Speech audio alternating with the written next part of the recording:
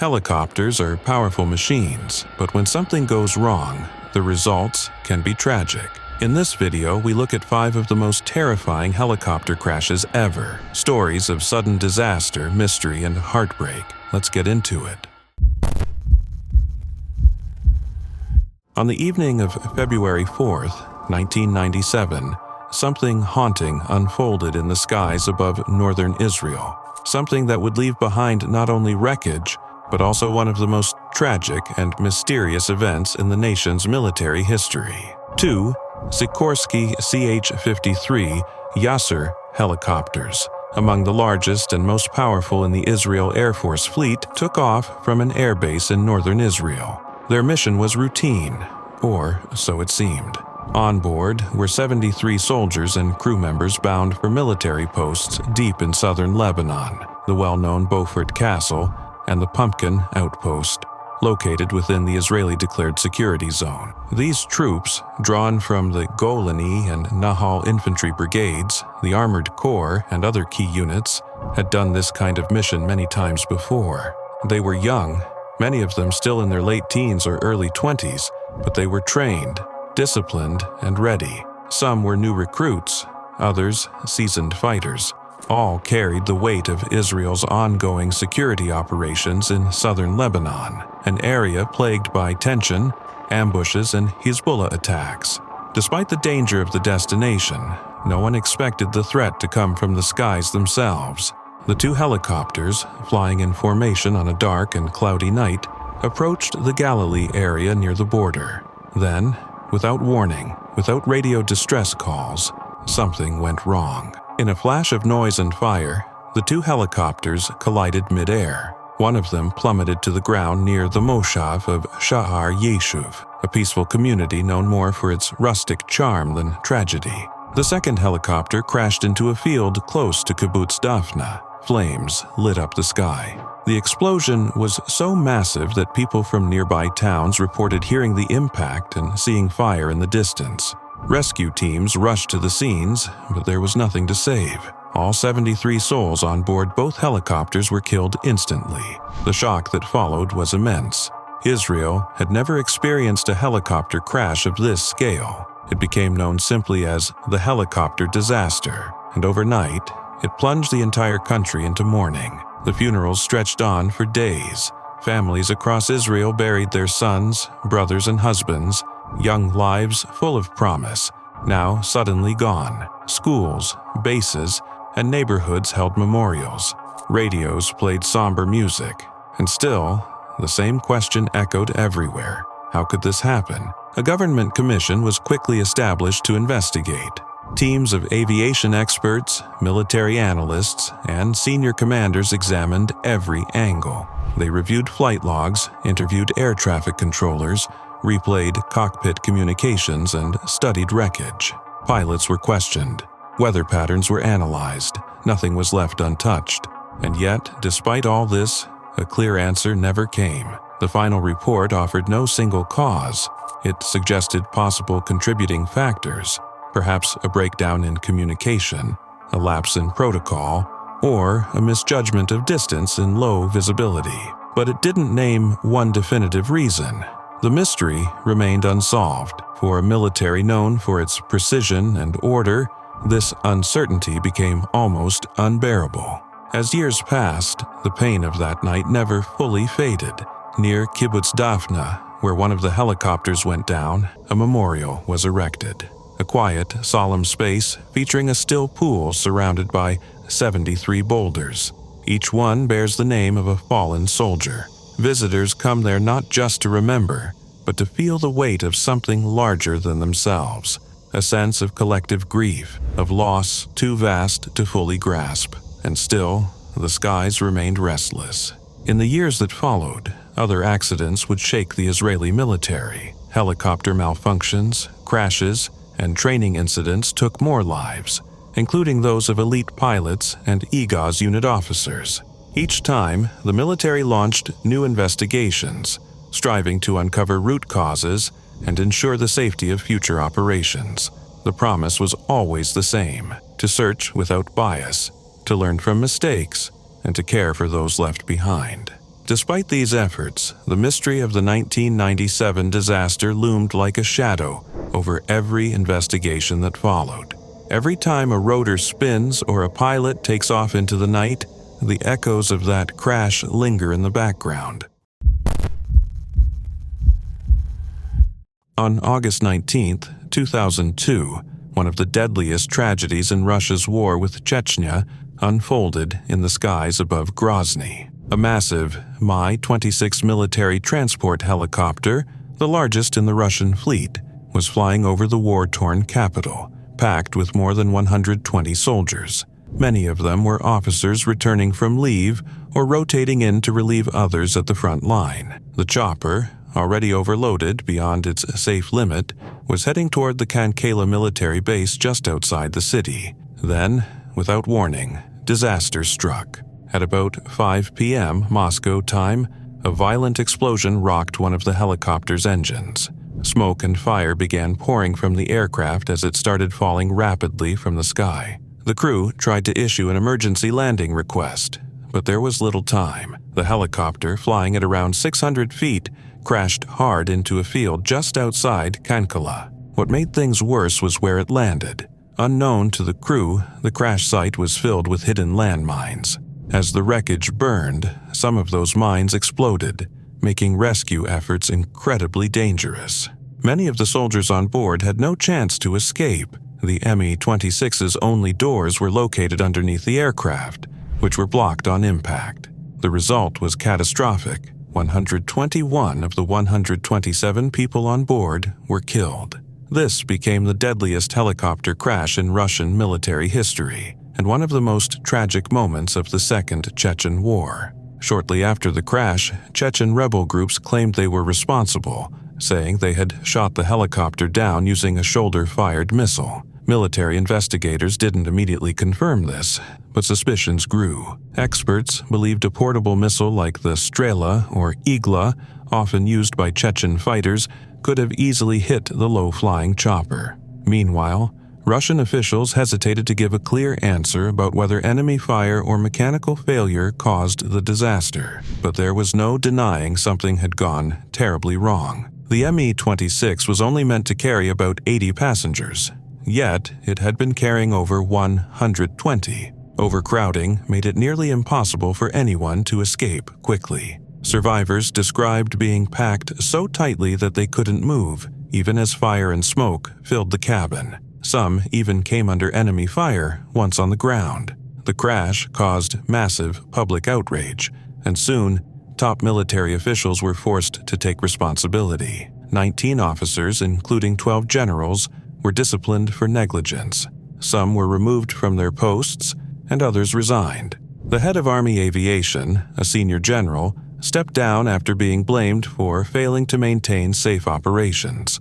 Behind the scenes, many in the military were deeply frustrated. Some officers insisted the crash wasn't just about one missile or one decision, it was about years of poor planning and a military system stretched too thin. Many of Russia's helicopters were aging. Some were over 20 years old and in serious need of repairs. Spare parts were hard to come by, and dozens of helicopters across the country had already been grounded due to safety concerns. In fact, this crash wasn't the first. In the years before, other Russian helicopters had also been brought down in Chechnya, some by technical failure, others by missiles. In one case, a helicopter carrying 2 generals was hit shortly after takeoff from Grozny. In another, officials first claimed a crash was caused by mechanical issues, but later evidence suggested it had actually been attacked.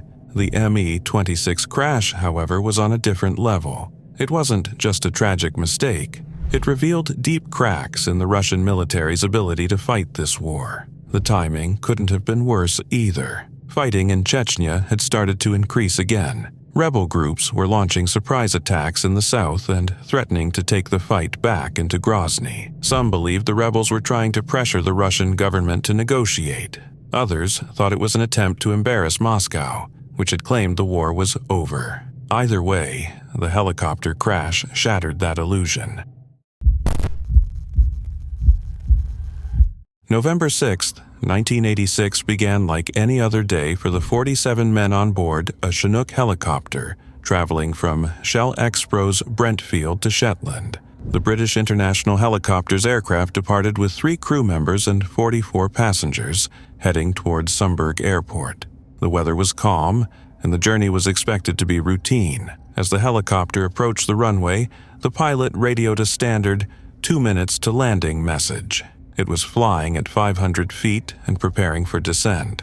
But without warning, the aircraft vanished from radar. Within seconds, it had plunged into the North Sea. There was no time for a distress signal. The Chinook broke apart on impact and sank rapidly. Emergency responders rushed to the crash site, but the scale of destruction was devastating. Wreckage floated across the sea, and the mission quickly turned from rescue to recovery. Only 2 men survived the crash: pilot Pushp Vade and passenger Eric Morans. The remaining 45 perished, making it the worst offshore helicopter disaster in Scottish history. The cause of the accident was a transmission failure that led to the twin rotor blades colliding mid-air. The gearbox failed, causing the rotors to crash into each other. With the rear rotor severed, the helicopter lost control and plummeted into the sea, falling approximately 50 meters. Vade and Morans were miraculously pulled from the water by a Coast Guard helicopter piloted by Captain Gordon Mitchell. One clung to a life raft. The other held onto a piece of debris. Both were flown to Lerwick's Gilbert Bain Hospital for treatment.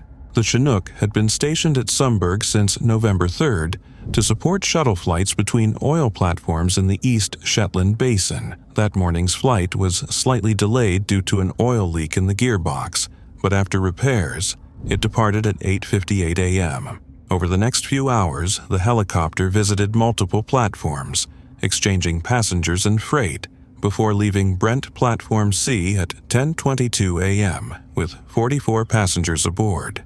Everything proceeded normally until the final minutes of the return trip. Air traffic control cleared the aircraft to land on runway 24, but shortly afterward, the helicopter was gone. The official investigation confirmed that a critical failure in the transmission system caused the mid-air collision of the rotors. The mechanical breakdown happened with no warning, and the crash occurred too quickly for any effective response. The incident prompted serious questions about the maintenance and reliability of offshore aircraft. The tragedy was a deep blow to the North Sea oil industry, which had already experienced several air accidents.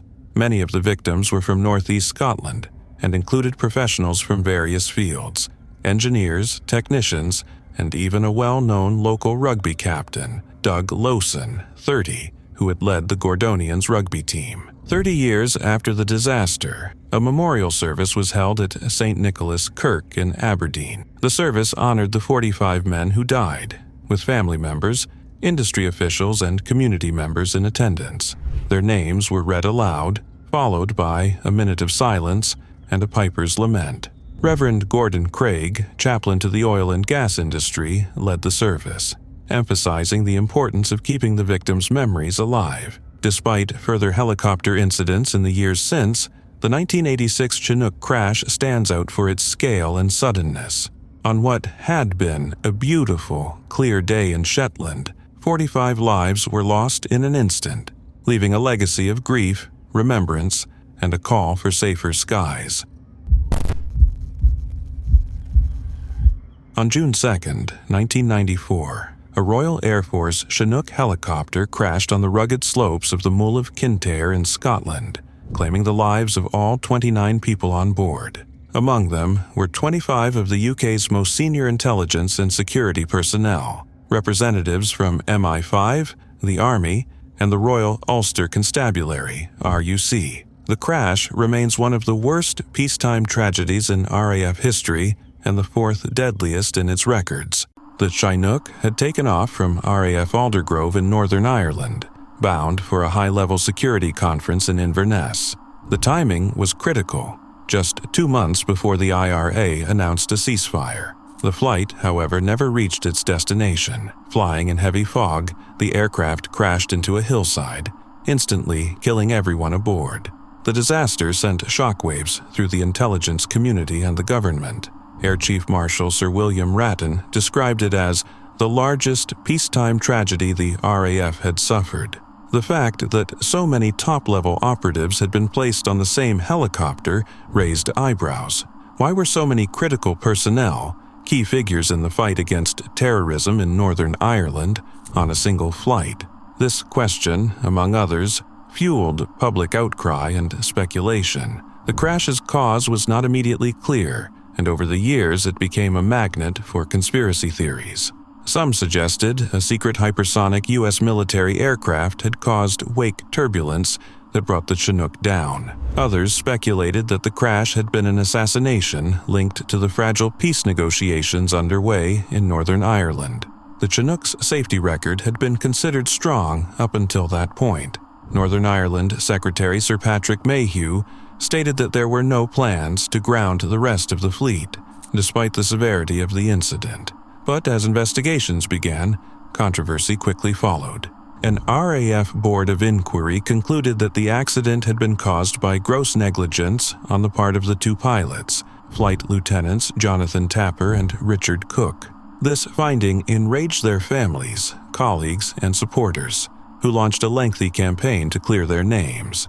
Critics of the report, including politicians and aviation experts, argued that the evidence did not support such a harsh judgment, especially given the difficult flying conditions and the complex nature of the Chinook's systems. For over 2 decades, the fight to exonerate the pilots continued. The Ministry of Defense faced criticism not only for blaming the pilots, but also for a lack of transparency around documents and decision-making tied to the case. Some feared that key information might be destroyed or hidden, prompting calls from victims' families, the Church of Scotland, and even MPs to preserve and release all related records. Ultimately, the campaign succeeded. After years of pressure, the verdict of gross negligence was overturned, and the pilots were officially exonerated. Their families, while relieved, were left with lingering grief over the time it took to clear their loved ones' names. The crash was a severe blow to the UK government's counter-terrorism operations at a crucial moment in the Northern Ireland peace process. Losing 25 senior intelligence and security officials in a single event created what one account called a temporary confounding of the British government's efforts to suppress IRA activities. It was a tragic loss, not just in terms of human lives, but also institutional knowledge and momentum at a sensitive political juncture. Today, a memorial stands on the mole of Kintyre, marking the site of the crash. It serves as a solemn reminder of those who died that day, those who served quietly and strategically, far from the public eye, in the effort to bring peace to a deeply divided region. In early 2005, a U.S. military helicopter carrying 5 Marines crashed in the mountains east of San Diego during a powerful storm, highlighting the risks of flying in extreme weather, even in aircraft built for such conditions. The helicopter, a CH-53E Super Stallion, was the largest and among the most powerful in the U.S. military's fleet, engineered specifically to operate through harsh conditions and nighttime missions. Despite its capabilities, however, no aircraft is immune to nature's extremes. The Super Stallion went down while returning to Marine Corps Air Station Miramar in San Diego from Creech Air Force Base in Nevada. The crash occurred amid torrential rain and heavy snow, blanketing the mountainous terrain in the Cuyamaca Mountains. The last known communication with the helicopter came around 11:30 p.m. during the height of the storm, according to reports from the California Department of Forestry and Fire Protection. The aircraft's location was initially traced by a signal that had been picked up by a Cal Fire Dispatch Center. The military confirmed that all 5 Marines on board were killed in the crash. Their remains were later recovered from the mountainous site near Pine Valley, about an hour east of San Diego. At the time, Major General Michael J. Borg-Schulte, commanding officer of the 3rd Marine Aircraft Wing, described the loss as deeply painful. "It is with a heavy heart and profound sadness that I share the loss of 5 outstanding Marines from 3rd Marine Aircraft Wing and the Flying Tigers," he said in a statement. Defense Secretary Lloyd Austin and President George W. Bush also expressed their condolences. The area where the aircraft was found sits at roughly 3,700 feet in elevation and had received up to 8 inches of snow within just a few hours that evening. The nearby Cuyamaca Peak, at over 6,500 feet, adds to the area's challenging terrain, much of which lies within the rocky and heavily forested Cleveland National Forest. Rescue and recovery efforts were hindered by continued snowfall and difficult access to the crash site. The 5 Marines were assigned to Marine Heavy Helicopter Squadron 361, part of Marine Aircraft Group 16 under the 3rd Marine Aircraft Wing at Miramar. As per military protocol, their names were not released publicly until all families had been notified. Captain Stephanie Leguizamon, the wing's spokesperson at the time, acknowledged that the weather had posed serious challenges for search and recovery crews, stating, "I do know that it's cold. I know that's been a contentious issue in accessing the crash site." While the Super Stallion had an established reputation for durability and performance in combat environments, experts emphasize that flying in extreme conditions always carries inherent risk. Timothy Loranger, a former Marine Corps aircraft mechanic turned civilian pilot and aviation attorney, pointed out that although the aircraft was designed for rugged missions, the decision to fly during a severe storm must be carefully scrutinized. Even knowing how capable the Super Stallion is, it's critical for those in command to ask whether the risk is justified, he said. This was a training flight returning to base. Was it necessary to fly in those conditions? Mechanical failure in poor weather would only compound the danger, Loranger added. Although the CH-53E is equipped to handle bad weather, conditions like ice buildup on the rotors can compromise lift and lead to disaster. These and other possibilities, including human error and judgment calls, were all subject to thorough investigation in the months following the crash. The CH-53E Super Stallion, nicknamed the Hurricane Maker, due to the force of its rotor downwash, measures 99 feet long and weighs nearly 35 tons. It can transport up to 55 troops, or approximately 16 tons of cargo, and has a range of about 640 miles. First introduced in the 1980s, it has served in a wide array of military operations, from Lebanon and Somalia to the Gulf War, Afghanistan, and Iraq. Unfortunately, the 2005 crash was not the only fatal incident involving the Super Stallion. Earlier that same year, another Super Stallion went down during a sandstorm in Iraq, killing 31 U.S. service members in what became the deadliest single loss of U.S. personnel during the Iraq War. That crash was ultimately attributed to pilot error. In 2018, the Miramar base suffered another tragedy when 4 Marines were killed after a Super Stallion went down near the California-Mexico border during training. Though pilot error was ruled out in that case, families of the victims later pursued legal action, claiming that a defective aircraft component was to blame. Despite these incidents, more than 130 Super Stallions remain in operation, continuing to play a critical role in military logistics and combat missions.